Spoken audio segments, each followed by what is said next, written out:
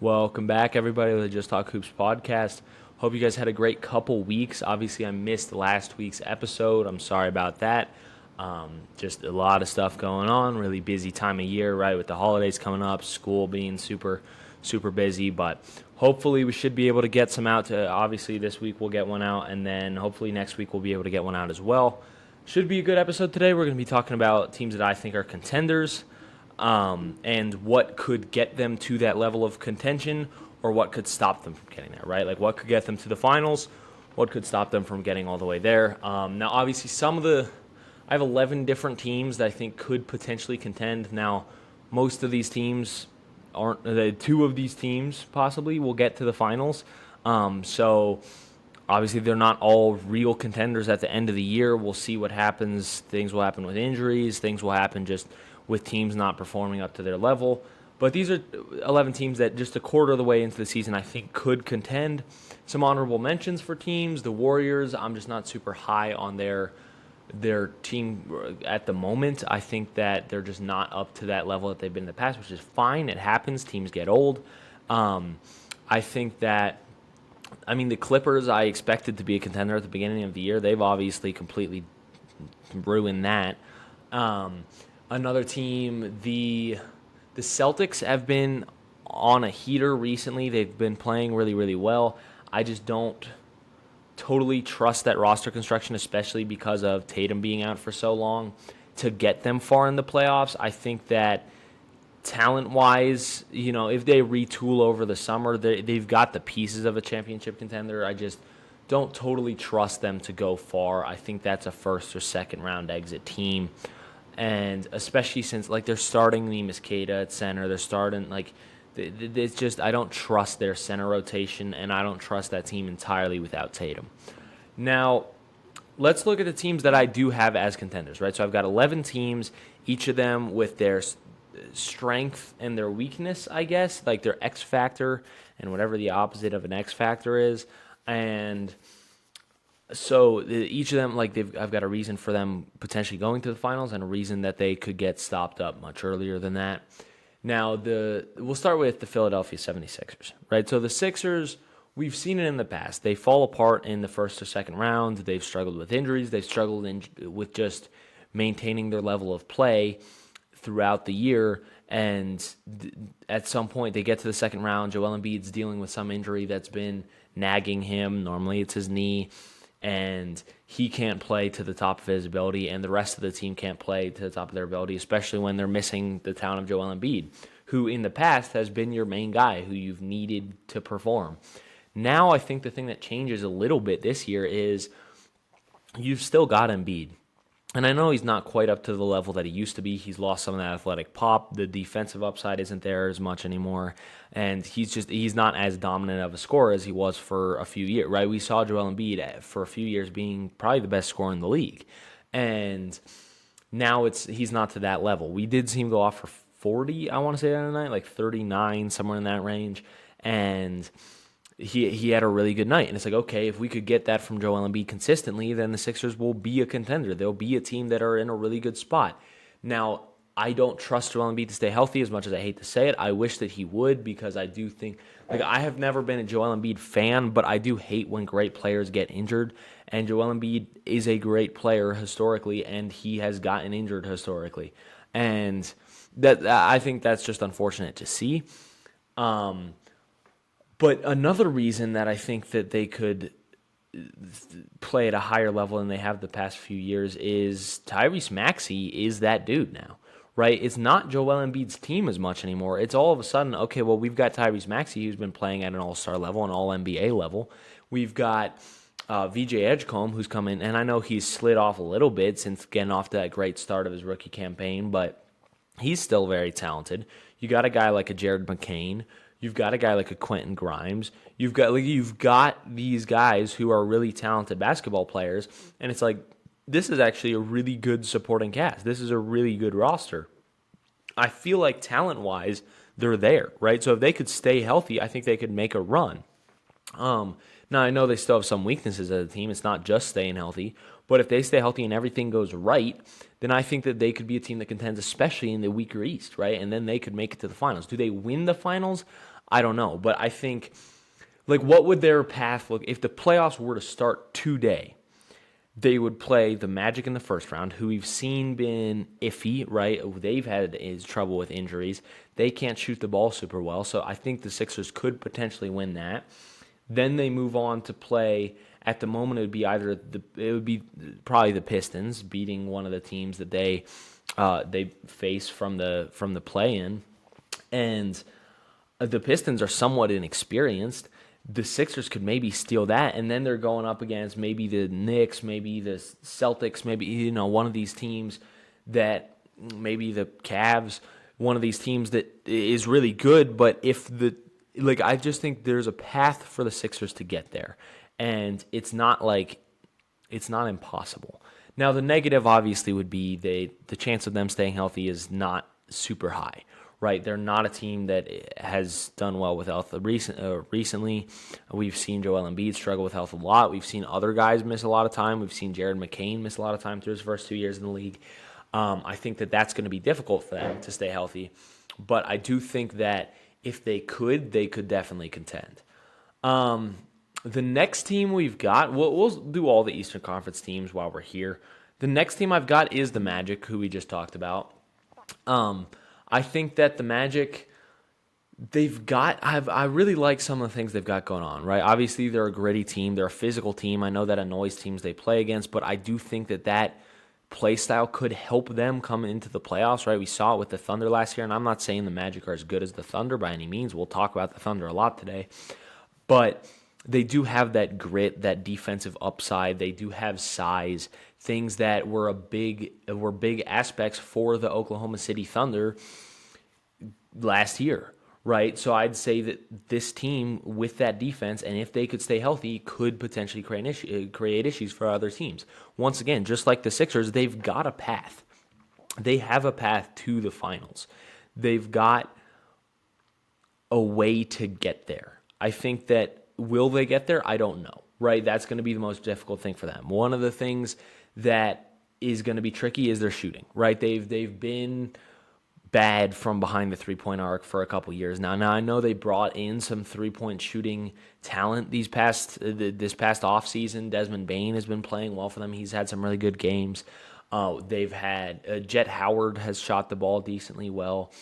And then other guys can hit shots, right? You see every once, like a Jalen Suggs or a Tristan Da Silva or Franz or Paolo can occasionally get hot, hit a few threes, but from a shooting standpoint, that team is not very good. And it does become tricky if you go into a playoff series and the other team can outshoot you in every game. You are relying on your defense and your ability to attack the rim, stopping them from winning that series. I think that that's very tricky.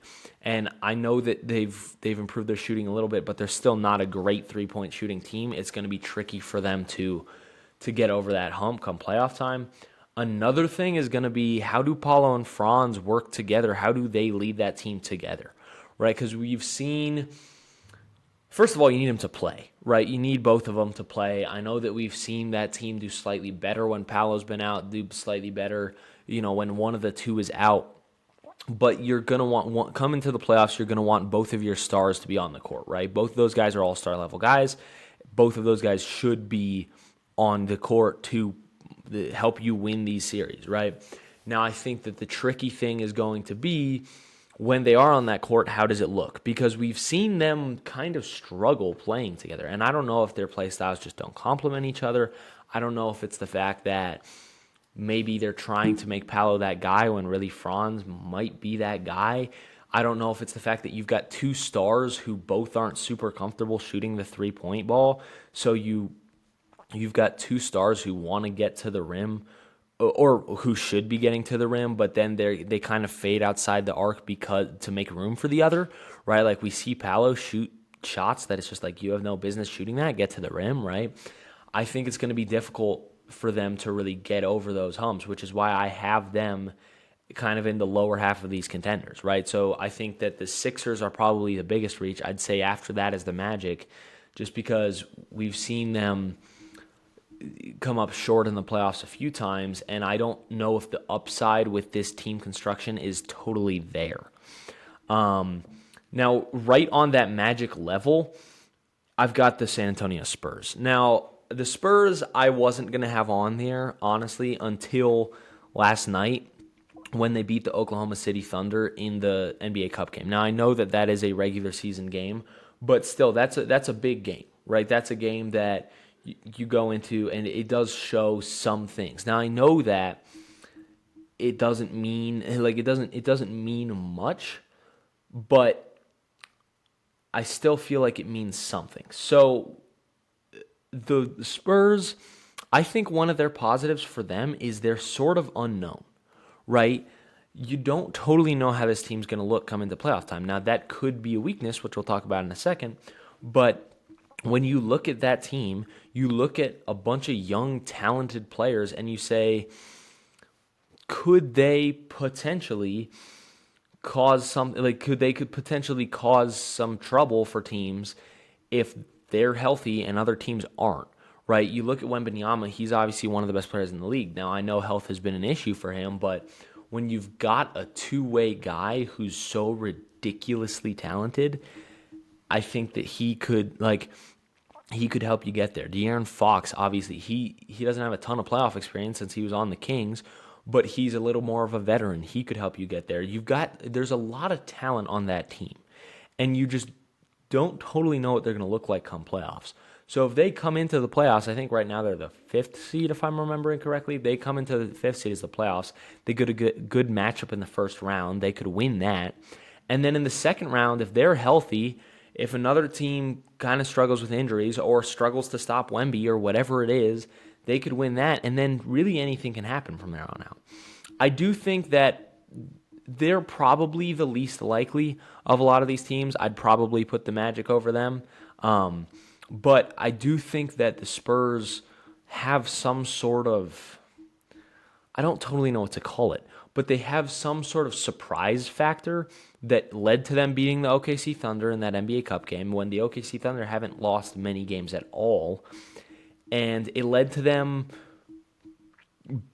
they have such good young talent. Now, the thing is, it is inexperienced young talent, right? That's the negative, is they are not an experienced basketball team. They do not have nearly any playoff experience on their roster. Harrison Barnes is your most experienced playoff player, but you don't really want to be banking on Harrison Barnes to be the best player on your team in the playoffs. That probably wouldn't end well.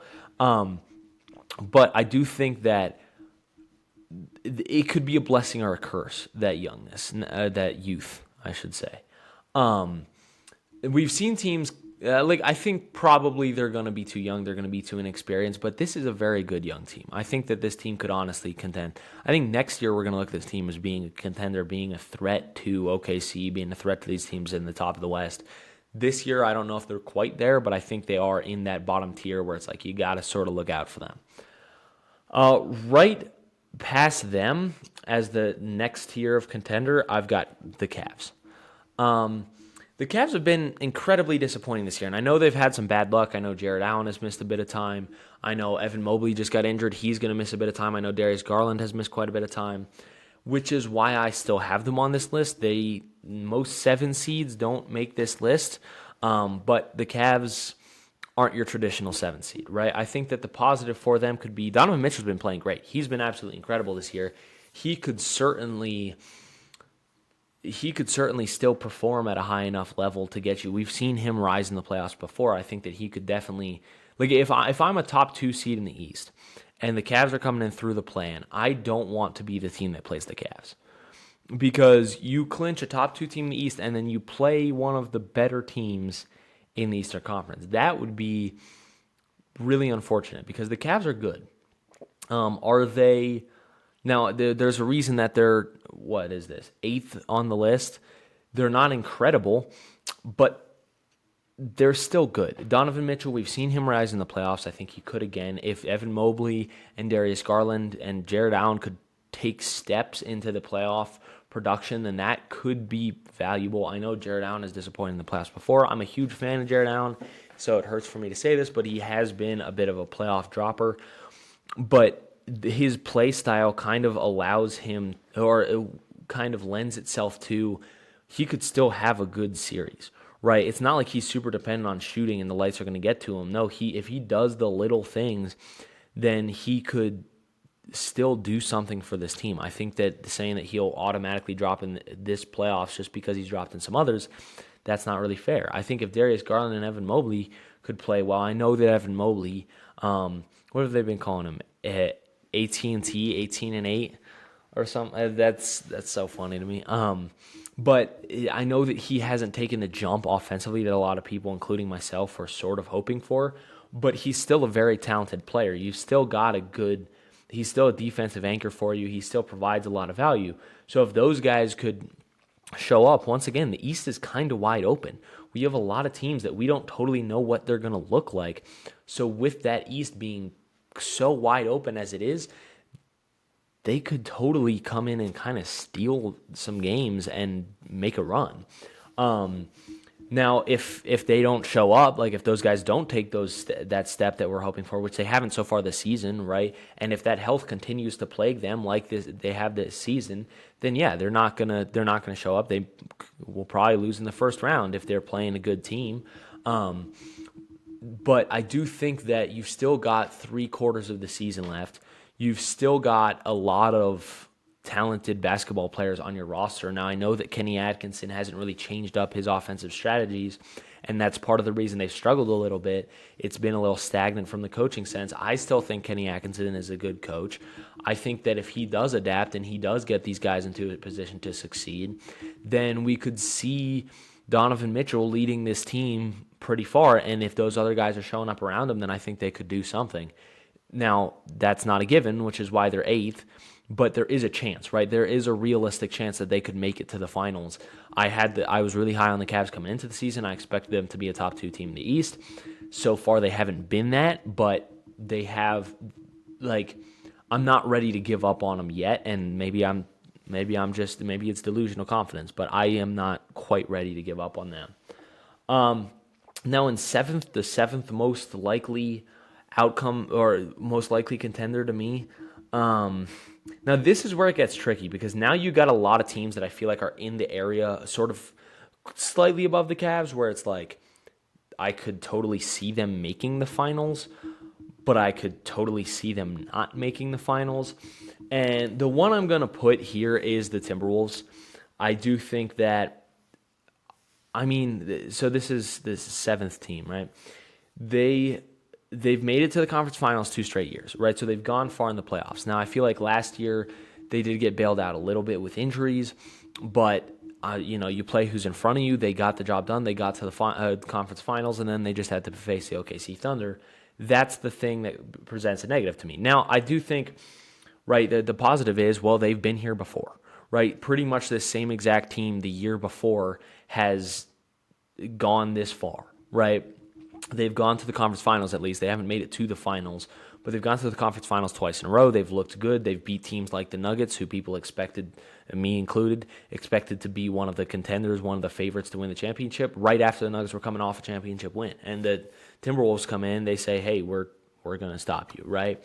I think that the difficult thing for the Timberwolves is going to be, are they going to sputter out again like they have the last 2 years? They've 2 years in a row had 2 really solid first and second round series. And then once they get to the conference finals, they just haven't had enough. I think part of that is Anthony Edwards has gotten tired. I think, and that's nothing against Ant. He's been absolutely incredible, but it does feel like he doesn't show up quite as much in that conference finals as he does in those first 2 rounds, not necessarily because he isn't good enough to or because he's not comfortable, but because he is tired. You do get tired, and when you expect it, he's playing 2 sides of the floor, right? Because he is a 2-sided player, a two-way player, I should say. But when he goes into 2 years ago against the Mavericks, he plays a 7-game series against the Nuggets, has to put in a lot of production, plays really well, and then goes up against the Mavericks and is faced with defending either Kyrie or Luka.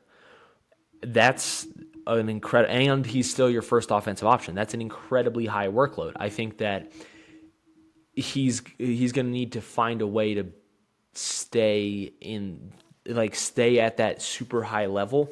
Now, I do think he's better this year than he has been in past years. So I think there is a chance that this year he could certainly do that, right? I think that he could continue that level of production all the way through the conference finals and maybe all the way through the finals. But that's going to be something they need to do. They're going to need the rest of the guys to really step up. And one last thing is I worry about that lack of a point guard, right?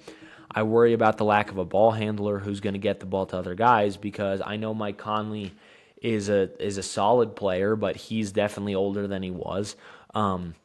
He's not really at that level where you feel comfortable with him leading a team, especially since pressure on ball handlers does get increased in the playoffs, right? It's a little more physical basketball. It's a little more, the teams are trying to force turnovers. Teams are bringing their all because it's the playoffs.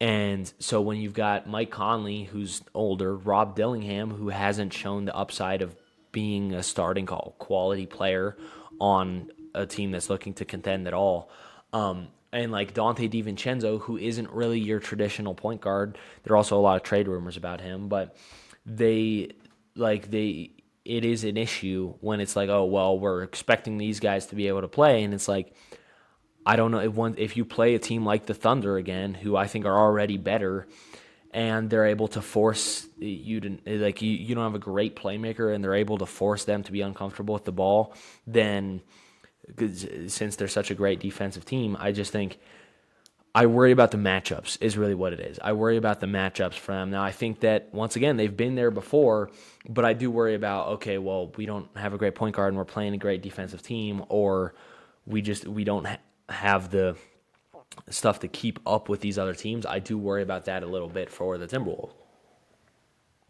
But, I mean, they're still on this list, right? They could still definitely contend.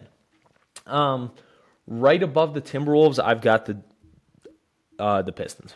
Now, Detroit basketball has been I don't know about an all-time high. They had some good teams in the past, right? But it's been on a high recently. It's been really, really good. They've brought a lot of energy, a lot of fun energy, a lot of stuff that it's been fun to watch. Like, I enjoy watching the Pistons. All the guys are really bought in. This whole team, like, the whole team fights every possession. They want, like, they're playing team basketball, but not just that. Like, they're playing bought in defensive and offensive basketball. That's like, like, they play as a unit, right? They play well as a unit. What did Dennis Jenkins say? They're some nasty boys. It's a pretty good representation of this team. They've been gritty. They've been tough. Now the question is, how well does that translate for the rest of the season? I did expect them to take a bit of a jump. I thought that this jump was going to come next year, right? So I thought that next year was going to be their year where they're like one of the better teams in the East. I thought this year they were going to make the playoffs, but not be like, I can't remember exactly where I had them. I had them 4th or 5th, I think. I want to say I had them 5th, because I think I had the Cavs, Knicks, Magic, and Hawks. No, I might have had the Hawks under them. I don't know. I had them either 4th or 5th. But I think that, like, this jump has been absolutely incredible. They should be super happy with this. The thing does become like, well, how much is this going to translate to the playoffs? They're still a very young team. They're still a very inexperienced team. I know they made the playoffs last year. I know they put up a really solid fight against the Knicks team that eventually went to the conference finals, but they're still young. They're still dependent on a lot of young players. Is sort of what I should say. Cade Cunningham has played one playoff series. Asar Thompson has played one playoff series. Jalen Duren has played one playoff series. And if teams can game plan for them, since they're going to be saying, okay, well, we're ready. We're ready for this team. We're ready for what they're going to bring, because they're going to have the rest of this season to recognize, hey, this is what the Pistons have been doing this year. Here's what we can do to try and limit it. I think it's going to be tricky for those young guys to all step it up to that playoff level. Now, I think they could. I think that they definitely could. They've been playing extremely well so far this year. I'm a big believer in guys like Jalen Duren, Asar Thompson, Cade Cunningham. Like, I'm a big believer in these guys. But I do think that when you look at a team that's only had really one playoff experience in the past, it is tricky to say, okay, well, they're completely ready, which is why I have them a little lower on this list than I think that their record shows. I think that once again, though, that grit could really come in clutch for them. I think that could create enough for them that they're able to create enough issues for other teams that they do make a bit of a run. And I think that this team, they're really fun to watch. I would love to see the Pistons. Now, obviously, I'm a Nets fan, but the Nets aren't going anywhere in the Eastern Conference. So I would love to see the Pistons come out of the East. I think that my ideal finals matchup would be Pistons Nuggets. I think that would be really fun. And also, I mean, I'm a Nuggets guy.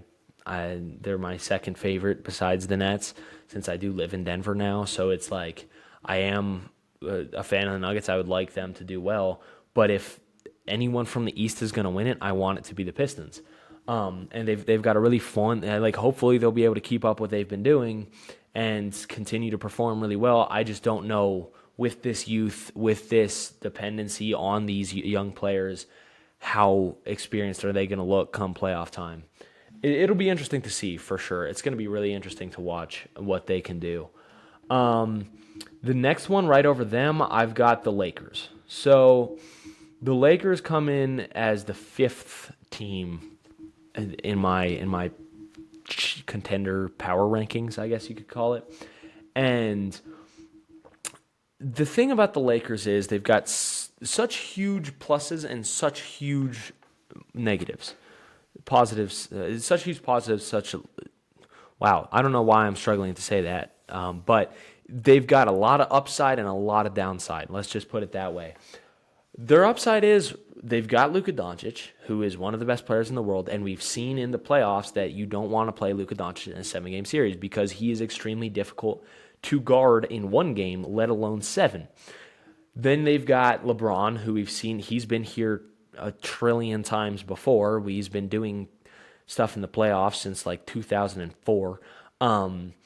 He's experienced, right? He knows exactly what he's doing. I know he's not at the level that he was in, the first 20 years of, like, it's nuts because it's like, man, he's older than he used to be. And it's like, well, obviously he's older than he used to be. He's 41 almost. When is his birthday? I know it's like coming up here because he's about to turn 41, right? I don't know exactly when that is. But anyway, I do think that they've got that. Austin Reeves has been incredible this year. Huge props to Austin Reeves. I don't know if that's super reliable, right? But he's been absolutely incredible. He's stepped up big time. And they've got that talent, right? And it's like, okay, this team could potentially do something. And then you look at, oh, right, they got swept last year because they can't defend anything.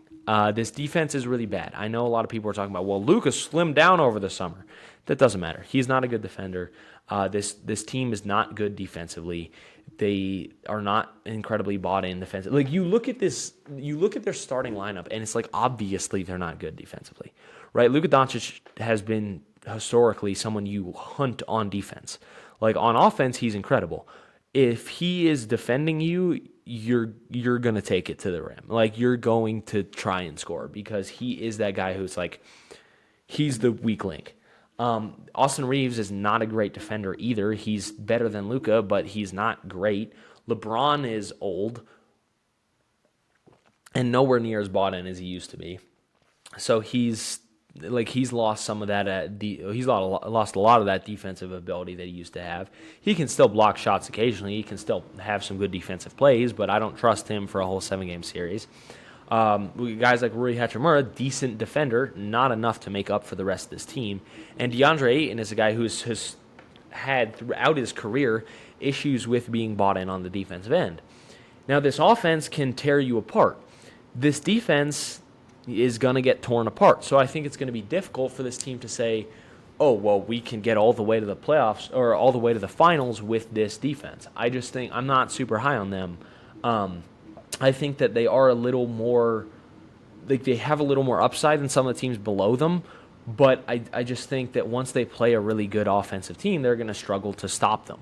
But like I said, they've got talent, right? They've got guys who know what they're doing. They've got guys who can really perform. So if they could get some optimal matchups and if they could just play good enough defense. Maybe if they pick someone up at the trade deadline, right, who can play a little more defense, then they can do something. But right now it's pretty much, well, we're just going to outscore. It's going to be a shootout. And that's not a super reliable way to win championships. Now, right over them, I struggle. These ones, this is the top 4, and all of these teams are really, really good. At 4th, I've got the New York Knicks. The Knicks have been good this year. Now, they started off a little bit rocky. They were getting used to a new coach. Since then, they've really stepped it up. They've played really well. Recently, they've been blowing teams out. They've looked like one of the better teams in the East, maybe the best team in the East. I think they're probably my favorite to contend in the East. Now, like I said, am a Nets fan. It kind of hurts me to say this, but that they've been really good this year. I give credit where credit is due, and credit is due for the New York Knicks. They've played extremely good basketball. They've got the talent. I think that's the plus side, is they've got the talent. Jalen Brunson he's a star. A guy like a Karl Anthony Towns, he's a star. You got OG Anunoby, Josh Hart, Mikal Bridges. You've got these good role players. The talent is there, and the coaching with Mike Brown seems to have been working recently. They've been playing well. Obviously, they're going into the NBA Cup Finals this next week, which I'll talk about in a bit. I think it's on Tuesday, and I'll talk about that when I get to Games of the Week. And then they've got the talent. I don't see a huge, obviously last year they really struggled to beat good teams. That was the big storyline around them during the regular season, was they can't beat any team that's looking to be a contender. This year that hasn't been the case. I mean, we saw in the playoffs last year that they did beat good teams, right? They made it to the conference finals. They lost to the Pacers in a close-fought series, and the Pacers were doing some magical stuff last year. That was a Cinderella run, and the Knicks couldn't stop them. But I think this year, the Pacers are not healthy, and the Knicks could come out and win the East. I think the big minus for them is just going to be when they get to a high level, when they get to the conference finals or the finals, who's going to be the guy besides Brunson who really steps it up? Because I feel like in the playoffs, having one guy step up, that's helpful. Having two guys step up is necessary. So, I mean, we saw it, look at any contender or any championship winner over the past forever, right? You look at the Thunder last year. Jalen Williams steps up big time. He helps them win the series. You look at the year before that, the Celtics, a bunch of guys stepped up. A bunch of, Kristaps Porzingis had some big games in the finals. Jason Tatum struggled a little bit, did the little things, and Jaylen Brown said, okay, I'll be that dude, right? You look at the Nuggets championship before that. Jamal Murray says, don't worry, Jokic, you're not having to do this all by yourself. He had one of the best playoff runs we've ever seen, right? So the question is going to become when it comes down to conference finals time, who's that guy who says, hey, Jalen, we got you, right? And I know there's a lot of good players on this team. I know guys like OG Anunoby are capable of this. I know that Karl Anthony Towns is capable of this. But when it comes down to that time, when you're playing a great team, like if you go to the finals and you're playing against the Thunder, the Blue and Orange Bowl, the Knicks and the Thunder, then you're going to have a guy step up big time and say, okay, well, we're playing one of the best teams we've ever seen, but I'm going to play some of my best basketball. I think that's very capable, very possible for them. We're getting to the point in these rankings now where it's like the negative is not a very big negative. Now it just becomes which one of these teams can play better than the other, right? So the Knicks, really, the thing that could stop them is being outplayed. That's it. If another team plays better than them, and obviously injuries and stuff like that, but I'm not going to predict Jalen Brunson's going to. I'm not even going to say it. I don't want to jinx him, right? I'll never root for injuries. I think that people who root for injuries are terrible. Even if you don't like a team, I'm not a big fan of the Knicks. I don't hate them because I don't really hate basketball teams because it's all basketball. But if you hate a team or a player, you still don't wish injury on them. Just wish for them to lose the old-fashioned way. But I do think that the Knicks are going to be really good this playoffs. I think they're easily the favorite to come out of the East. Now, like I said, there are a few other East teams on here, right? I think that the Pistons or the Cavs or the Magic or the Sixers, if they play the Knicks are going to have to look out because it's not their conference to win. It is anyone's conference, pretty much. That conference is blown wide open. Do I think the Knicks are the favorites? Yes, but that doesn't mean that they should get comfortable. The Rockets are the third team I have. They are the third team I have. Now, I could switch the Knicks and the Rockets. I think that's not ridiculous. I just think the Rockets are such an interesting team because when you match up against them, you have to have such an interesting team composition, right? Because you're going to have to play them for a 7-game series, and they've got so much length and so much size that it becomes very difficult to oh man, I'm realizing how that sounds. But like that's literally what they've got. Like they are a big team. They are a very big team. We've seen them run lineups of Şengün and Steven Adams, Şengün and Clint Capella, along with guys like Jabari Smith Jr., Kevin Durant, Amen Thompson. Like that is a huge lineup. We saw them starting that at the beginning of the year, and like that, it has worked to a certain level. It has struggled in certain games, and they've moved a little bit away from that. But they've still got that same size, and they've got talent along with it, right? You look at, oh, well, they're a really big team, and yet you've got Kevin Durant, who's one of the better scorers of all time. You've got Alperen Şengün, who's one of the more skilled bigs. So it's not like, oh, well, they're just going to play bully ball. No, it's like they're going to play great basketball while being a big team. It's going to be very difficult for other teams to match up against them for a 7-game series. I also just don't know, like that defense has been decent, right? Like you look at that team and you look at, they've just got a lot of disruption ability, I feel like is what it is. They've got a lot of ability to say, we're going to create some issues for them, right? Which is why they've got the second best offensive rating in the league and the 5th best defense in the league. They've got things on both ends of the floor. They're very difficult to defend. They're very difficult to stop. And they've got defensive talent that can really stop other teams. And I think that that's something that should be scary to other teams in the West. Now, the negative is going to be, okay, they've got Kevin Durant, they've got Alperen Şengün, they've got Amen Thompson. Who do they have that's really comfortable handling the ball, right? So we've seen them play Reed Shepherd a good bit as that point guard, and he's been solid. He's had some really good games. I know he started off a little rocky, but since then he stepped it up. But when it comes, this is going to be his first real playoff series where he gets real minutes. When that comes to that, how comfortable is he going to be handling the ball, especially since we've seen it. Teams step up their defensive pressure when it's playoff time, right? We've seen that it can even create issues for good ball handlers, right? We saw Jamal Murray struggle with handling the ball against the Minnesota Timberwolves a couple years ago, and Jamal Murray is someone who has consistently been, like, he's very comfortable with the ball in his hands. And I mean, it's gonna be difficult for them, seeing as like Reed Shepherd, we don't know how comfortable he's gonna be. Fred VanVleet isn't gonna be back by then. Amen Thompson has some point guard tendencies, but isn't a true point guard at all. And I don't feel comfortable enough about his handle to say, oh yeah, have Amen bring it up against the team that's going to be pressuring because it's a close playoff game. So I think that if they could somehow address that, whether that's bringing someone in or whether that's giving guys more reps as a ball handler during the regular season so they're more comfortable, I don't know what that looks like, but that is the thing that kind of worries me for them. Plus, they've got a tough road ahead of them, right? Teams like the Oklahoma City Thunder, the Denver Nuggets are present in this Western Conference, and you're going to have to go through them along with the other Western Conference teams I mentioned.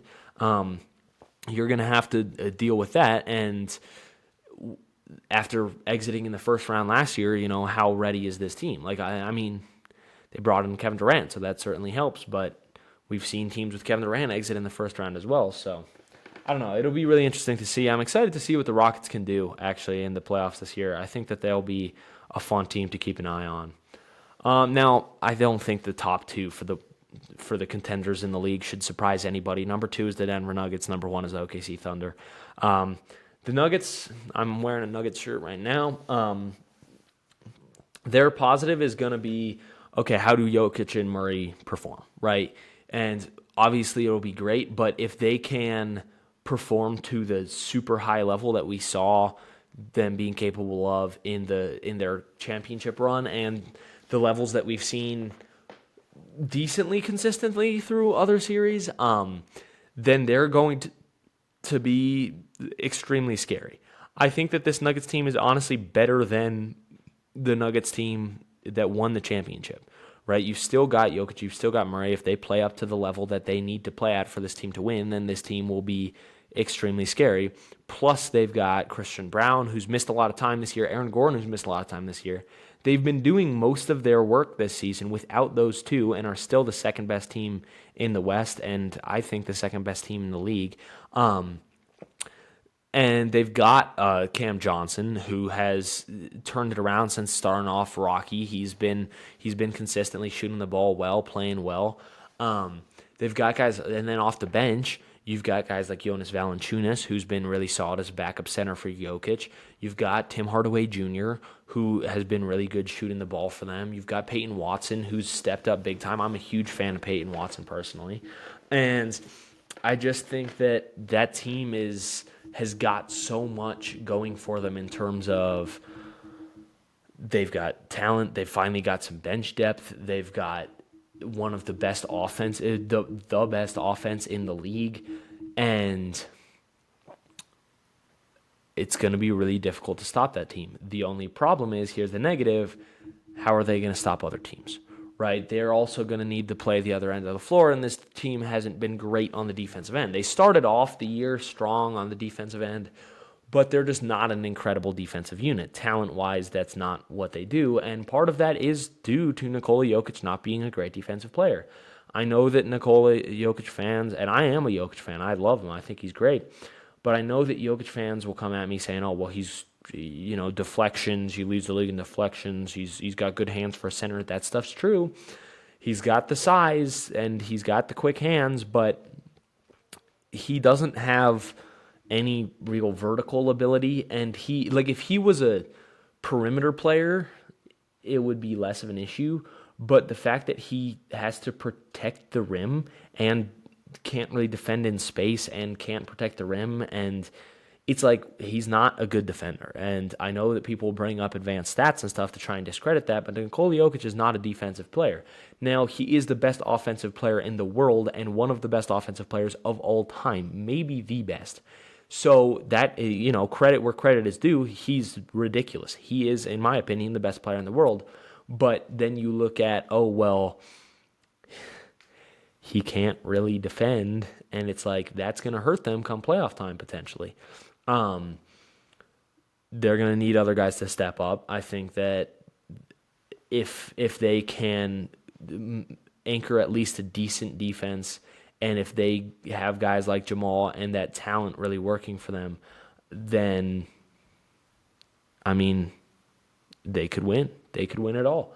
They took the Thunder to 7 last year, right? Like, we know this is an incredible team, and I think they got better over the offseason. Only problem is the Thunder have one of the best rosters we've ever seen. This team is absolutely ridiculous. Defensively, they're incredible. You look at their defensive personnel and their how well they are bought in on the defensive end, and it's like, what team is going to be able to score against that? I don't really know. What team is going to be able to limit their offense? I don't really know. I think that the only chance that other teams have against them is getting really lucky, which is why the negative I have written down for the Thunder is literally just dumb luck. Like, if they just go up against a team who says, you know what, we're just going to hit every single one of our threes for every single game this series, that might give the Thunder some issues, right? If no matter how good the Thunder's defense is, a guy like a Nikola Jokic and a Jamal Murray just say, this is our series, that's just unlucky, right? And I don't, that's not a good thing to bank on if you're playing against the Thunder. I think the Thunder will most likely be the best team in the league.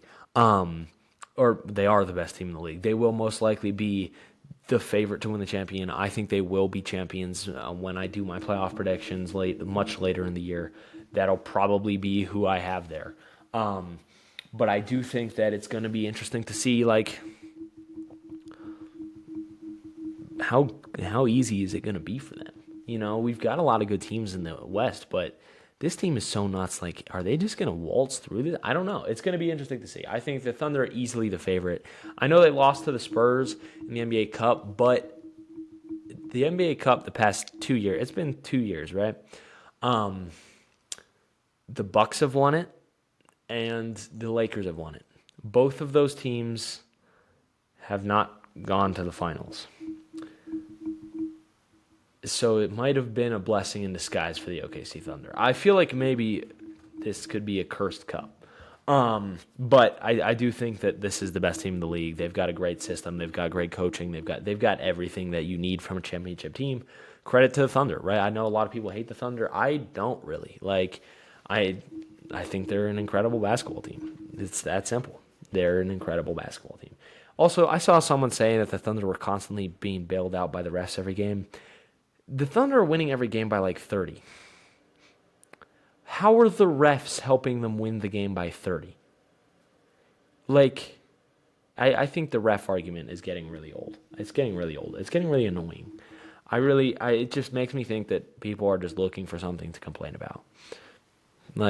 It's the Thunder's years. I don't love dynasties because I like having a new contender every year. But they did it. They've built what should be a dynasty because they've had great management, they've had great team construction, they've had great coaching. They've done everything right, everything you should do. And everyone is always asking for built up from the ground team. And this is the Thunder. And then people don't like it. And people just don't know what they want. Now, it's time for everyone's favorite part of the episode. Games of the week. I love doing the games of the week. Hopefully you guys enjoy them as well. So I didn't do games of the week last week because obviously I didn't get an episode out. So I'm not going to be like, oh, well, I said all these and then I went 7 for 7. No, I won't do that. But I will, the week before that, I did do my games of the week. We went 5-2, which brought our total up to, for the year, 35-12. Last year, total, I went 35-23. Now, last year, I didn't start the games of the week until sort of into the season. Plus, I missed a number of episodes, so that does account for me having more games played at this moment, right? The math doesn't quite work out otherwise, but still, having as many wins with 11 less losses is, I feel like we're improving.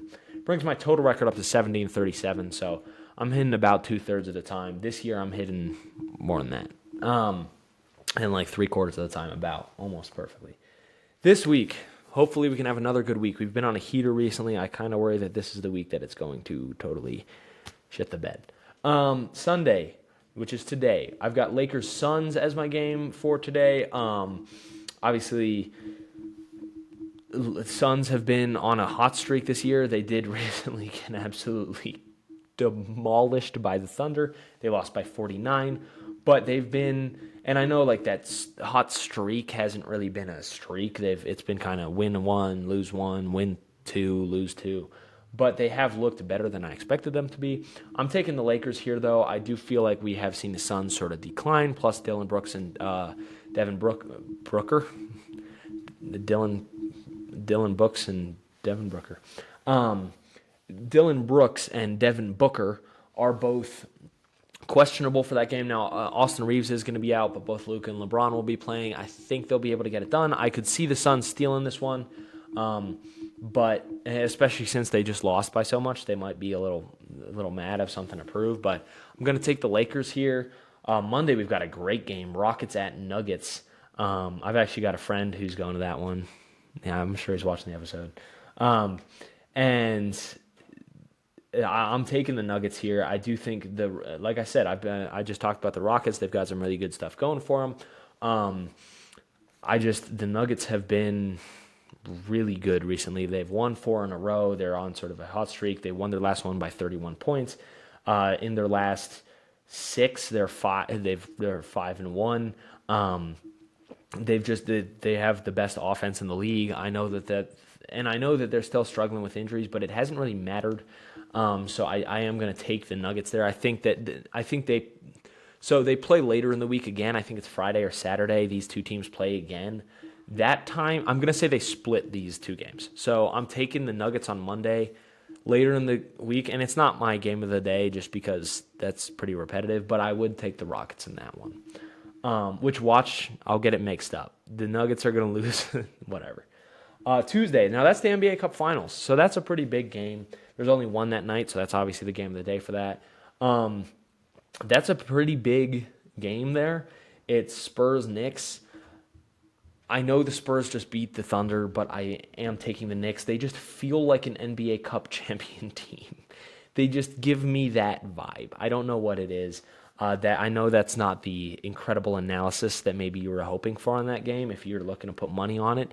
But sometimes it's just gut feeling, and the Knicks just feel like they're going to win that game, and that means they're not going to be able to win the finals. So, womp womp. Wednesday, Cavs at Bulls is. There's also Grizzlies, Wolves.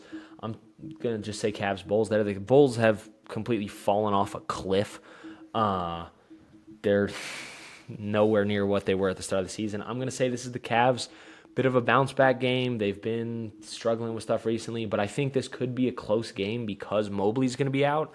And I think, Jared Allen's going to be back. So hopefully he should be back. So they will have something. At least missing both those guys would suck because then it's like, who are your big men? Dean Wade? Who would be there? It would be Dean Wade. It would be maybe Dean Wade and Naquan Tomlin. Which maybe Thomas Bryant. That is, unless you go small, you play Hunter at the 4. You got to get healthy because right now it's rough. Give me the Cavs in that one though. On Thursday, I got Magic at Nuggets, second Nuggets game, just because a lot of these other games aren't great. I know like Knicks Pacers it's a matchup from the conference finals last year. Okay, fine. But that would be the easiest Knicks pick of my life because the Pacers have not been good this year. Magic Nuggets, I'm going to take... I don't know, actually. I'm going to take the Nuggets here just because obviously they've been really good this year. I know it seems like I'm completely biased towards the Nuggets, but they kind of deserve it. If I was really being biased, then I'd be picking the Nets for every game. But I don't even give them games of the week because they're awful. The Magic have just struggled with injuries a lot, so I don't expect them to be healthy for that game. Franz is definitely going to be out, and they've just struggled with other injuries, so I'm going to take the Nuggets there. Friday, Thunder at Wolves. I know I keep saying, well, I'm never going to bet against the Thunder until they give me a reason to. I know they lost the game against the Spurs, but that's not really a reason for me to start betting against them. Give me the Thunder. Saturday, we've got an LA matchup. We've got the Lakers at the Clippers, which at the Clippers just means they're driving, 20 minutes to the new arena? It's going to be a Lakers home game pretty much. The Clippers pissed me off with that whole Chris Paul move and the fact that they've been completely tanking my preseason predictions because they've been awful. So give me the Lakers. I just feel like they're so much better than the Clippers. So congrats to the Lakers. They're getting 2 wins this week, assuming I'm right, which of course I am. So we'll see how those go. Drop yours in the comments below. No one's really been doing it, so I'm going to guilt trip you guys into doing it. No one's really been interacting.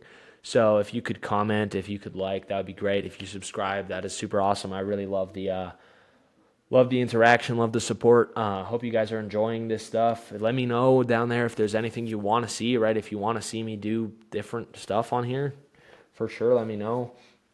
And hopefully you guys enjoy the games this week. That's all I've got for today. If you have different contenders, if you think that one of those teams is easily better than the Thunder or something, give me some reasons. Hit me up in the comments. Let me know. Or Just Talk Hoops on Instagram. We reactivated. We've been posting some stuff. And interact. Reach out for sure. Hope you guys have a great week, and I will see you next week on Just Talk Hoops.